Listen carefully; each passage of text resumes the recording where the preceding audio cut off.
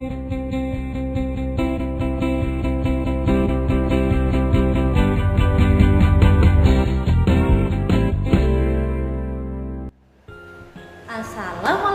warahmatullahi wabarakatuh. Selamat pagi anak-anak. Jumpa lagi dengan Bu Rini dalam pelajaran Bahasa Indonesia. Oke anak-anak, kemarin kita telah belajar tentang perubahan energi. Nah, kali ini kita belajar di subtema 3 tentang energi alternatif. Simak pembelajaran kita kali ini ya. Nah, langsung saja ya anak-anak, kita ke materi tentang energi alternatif. Energi alternatif adalah sumber energi yang dapat digunakan terus-menerus, dan jika digunakan terus-menerus, ia tidak akan habis. Yang pertama, kita akan membahas matahari. Nah, matahari ini memiliki panas dan cahaya ya, seperti yang telah kita ketahui. Nah, kemudian cahaya dan panas matahari ini dapat dimanfaatkan dan diubah menjadi energi listrik. Alat yang digunakan untuk mengubah cahaya dan panas matahari menjadi listrik ini dinamakan dengan sel surya. Nah, sel surya ini diolah di pembangkit listrik tenaga surya. Yang kedua adalah angin. Nah, ini kemarin kita sudah membahas sedikit ya tentang angin atau PLTP, pembangkit listrik tenaga bayu. Nah, yang digunakan untuk mengubah energi angin menjadi energi listrik yaitu aerogenerator. PLTP biasanya dibangun di tepi pantai atau pegunungan. Nah, kenapa kok di pantai atau di pegunungan? Supaya mendapatkan hembusan angin yang besar. PLTP memiliki kelebihan dan kekurangan. Kelebihannya yaitu murah dan mudah didapat energinya, tapi banyak kekurangannya. Nah, kekurangannya antara lain: 1. Mengganggu sinyal televisi. Yang kedua, membunuh hewan-hewan yang ada di sekitar, terutama hewan yang bisa terbang, yaitu ada kelelawar, ada burung, dan sebagainya. Dan efek yang ketiga yaitu polusi suara karena efek perputaran dari turbin tersebut.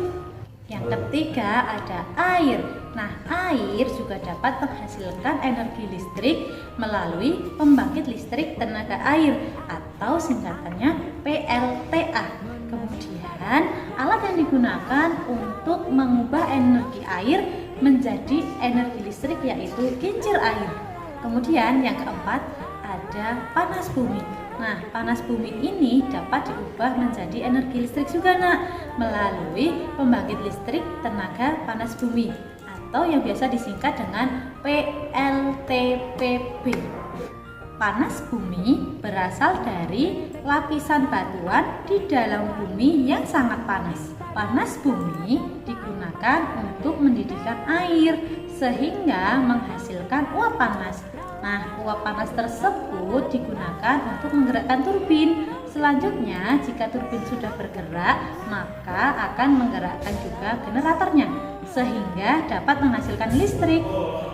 Kemudian ada limbah pertanian dan kotoran hewan.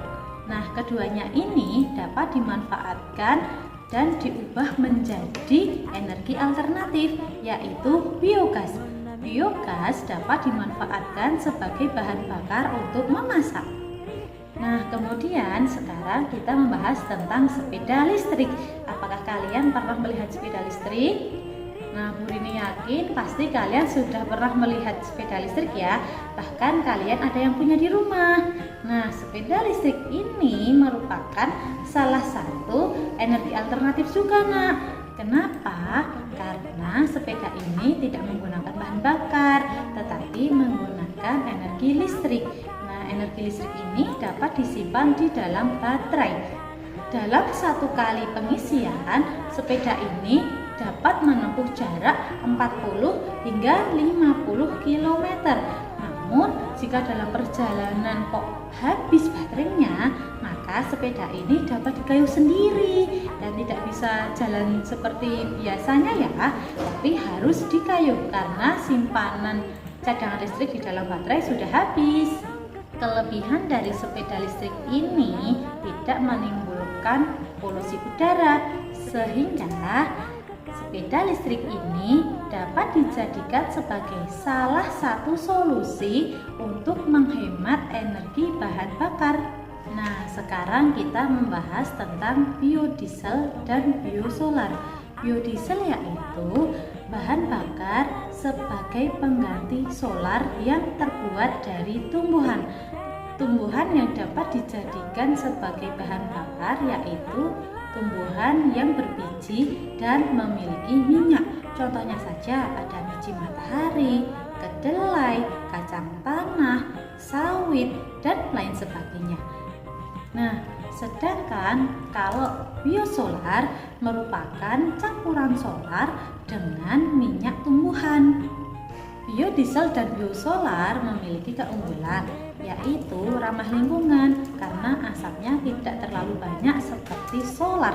Namun, biodiesel dan biosolar memiliki kelemahan, yaitu menghasilkan tenaga yang lebih kecil sehingga tidak dapat digunakan atau minim sekali digunakan pada kendaraan yang memiliki beban berat.